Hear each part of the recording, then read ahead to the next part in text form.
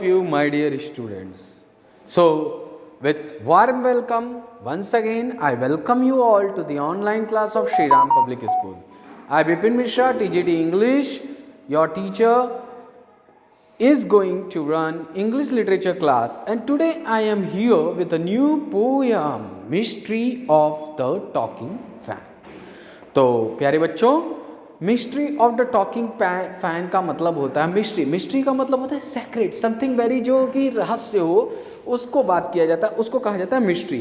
तो यहाँ पे किसकी मिस्ट्री की बात हो रही है? यहाँ पे टॉकिंग फैन, यानी एक कोई फैन है, जैसे कि आपके घर में सीलिंग फैन होगा, टेबल फैन होगा, तो ये जो फैन है, जो इलेक्ट्रिकल फैन है, इसको नाम दिया गया है, सिंबलाइज किया गया है, पर्सनिफिकेशन किया गया है, इसका पर्सोनिफाई किया गया है, इसको टॉकिंग फैन किया गया। मतलब फैन कैसे बात कर सकता है। अब इसकी मिस्ट्री के बारे में हम लोग इस पोएम में पढ़ेंगे। तो इसकी क्या मिस्ट्री हो सकती है, पोएट अपना क्या इसमें सेक्रेट डाल रहा है, पोएट हम लोगों को क्या बताना चाह रहा है, ये पोएम रीड करने के बाद, पोएम को समझने के बाद ही हम लोग समझ पाएंगे।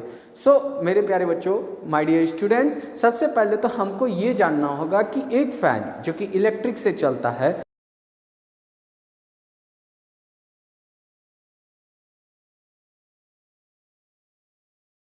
whenever he want to decorate anything, he can decorate by using a figure of speech। कुछ स्पेसिफिक फिगर ऑफ स्पीच होते हैं, उसको यूज करके वो अपने पोएम को डेकोरेट करते हैं। तो यहाँ पे जो डेकोरेशन यूज हुई है पोएट में, यानी कि फिगर्स ऑफ स्पीच जो यूज हुई है, वो पर्सोनिफिकेशन की यूज हुई है। और पर्सोनिफिकेशन का मतलब होता है, personification is a kind of figure of speech in which living attribute is added to any non living thing. Okay, जैसे कि जैसा इंसान काम कर रहा हो, जो लिविंग थिंग है, जैसा वो काम कर रहा है, लिविंग थिंग चल सकते हैं, लिविंग थिंग कूद सकते हैं, लिविंग थिंग बात कर सकते हैं।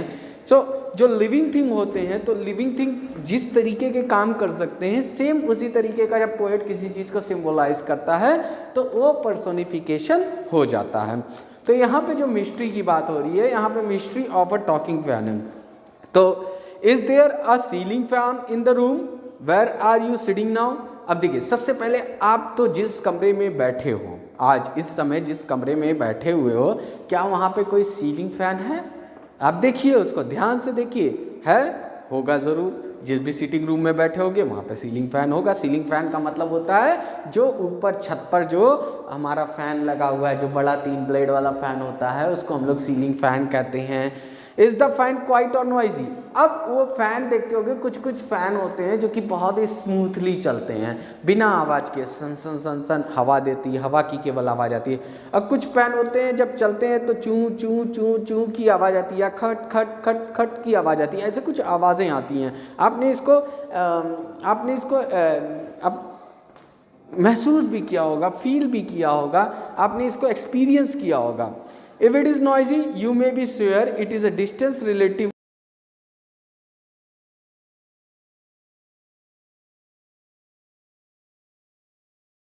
जैसे कि मैंने आवाज़ बताई आप लोगों को, अगर वैसा नॉइज है उसमें, तो यानी कि वो फैन आपसे कुछ बताना चाह रहा है, वो फैन कुछ कह रहा है, वो फैन कुछ बात कर रहा है। उसी से पोएट ने इसको रिलेट किया। तो let us now come to the poem. Once there was a talking fan। एक बार की बात है, यहाँ पे पोएट क्या कह रहा है? Once there was a talking fan, electrical his chatter, I could not quite hear what he said, and I hope it doesn't matter, because one day somebody oiled his little whirling motor, and all the mystery was spoiled. He ran as still as water. It is composed by Maud Rubin. So let us come to the explanation of the poem. अब इसकी explanation पे ध्यान दीजिएगा और बहुत अच्छे से ध्यान दीजिएगा। With a point of view for the examination, it's an important chapter. Okay? So once there was a talking fan। एक बार की क्या बात है? एक बार की बात है, एक टॉकिंग फैन था। कैसा टॉकिंग फैन? मतलब टॉकिंग फैन का मतलब मैंने बता दिया आप लोगों को कि टॉकिंग फैन किसको सिंबलाइज किया गया है। टॉकिंग फैन उसको सिंबलाइज किया गया है जो फैन चलते हुए आवाज करता है, जो फैन चलते हुए आवाज करता है। ओके, इलेक्ट्रिकल हिज चैटर, और उसकी जो आवाज़ है, जो चैट चैट चैट मतलब कि इलेक्ट्रिकल, जो इलेक्ट्रिक के पावर से चल रही है, लेकिन वो इलेक्ट्रिक के पावर को किस में ट्रांसफॉर्म कर रहा है, चैटिंग में ट्रांसफॉर्म कर रहा है। यानी जब हम लोग बात करते हैं किसी से तो आइदर विस्पर में, आइदर लाउड नॉइज में, आइदर स्लो नॉइज में हम लोग एक दूसरे से बात करते हैं। तो यहाँ पे क्या हो गया,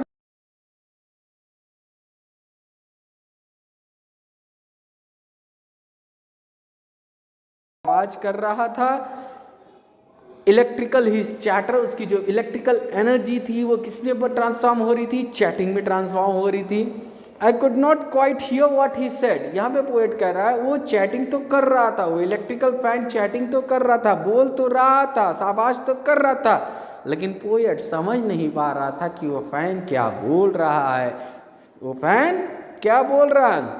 and I hope it doesn't matter. और साथ ही में पोएट ने ये भी उम्मीद लगाई कि इसका कोई मतलब नहीं है, समझ में आए या ना आए उससे हमारा क्या मामला, तो ये कोई मामला नहीं है, इट डजेंट मैटर, कोई मैटर नहीं करता उसकी बातों को समझ में आए या ना समझ में आए, लेकिन वो बोल क्या रहा है ये एक मिस्ट्री पोएट के लिए बन चुकी थी।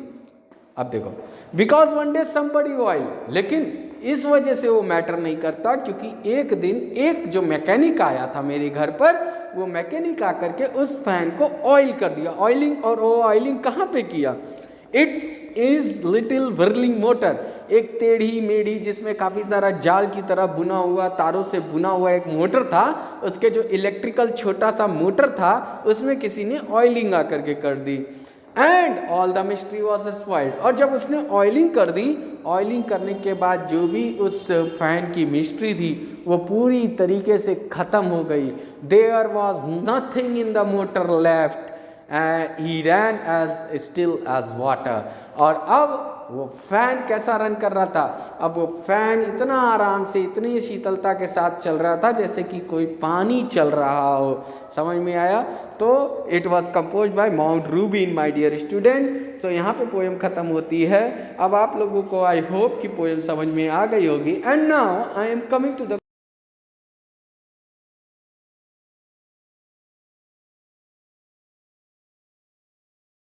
Like the fans chatter. So बहुत ही इजी क्वेश्चन है, क्वेश्चन का मतलब हो गया फैंस कभी बात नहीं करते, लेकिन ये पॉसिबल है इमेजिन करना कि वो बात करते हैं। तो इसका मतलब क्या हुआ, then that sound like the fans chatter, क्योंकि जो आवाज़ है वो ऐसा लगता है जैसे कि फ़ैन की चैटर है।